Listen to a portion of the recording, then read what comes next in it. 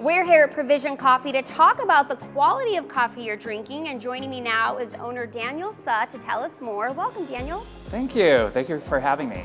First off, what is Provision Coffee? Yeah, Provision is a lot of things. We are primarily a coffee roaster, but we also do food, also alcohol with our bar here, and we also do things like teas. We're trying to be like a modern cafe. So you all take great care in sourcing your coffee beans and your ingredients. Tell us a little bit more about that.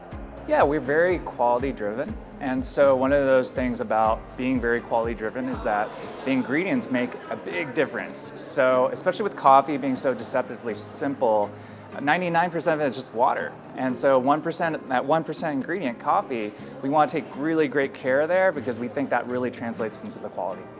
So it's Caffeine Awareness Month. So what type of coffee or roast would you recommend for someone, say, who's trying to watch their caffeine intake?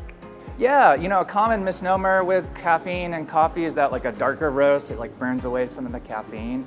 But actually, caffeine's melting point's like 460 degrees, so it doesn't really affect it. What really matters is really that coffee to water ratio. So if you're using a lot of coffee when you're brewing, it's going to make a really strong cup, and that's going to really impact the caffeine.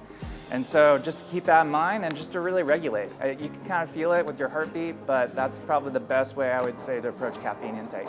Yeah. Now, your goal here at Provision Coffee is to make coffee approachable for all people. What does that mean?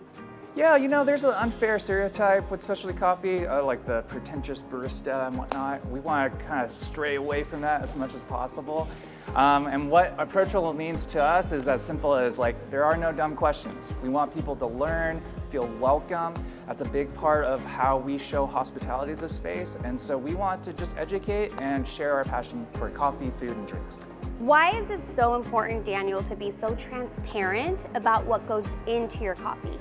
Yeah, I made reference to it about the quality aspect of it, but I think transparency also translates to also that kind of open and honesty that we want to have with our guests and consumers.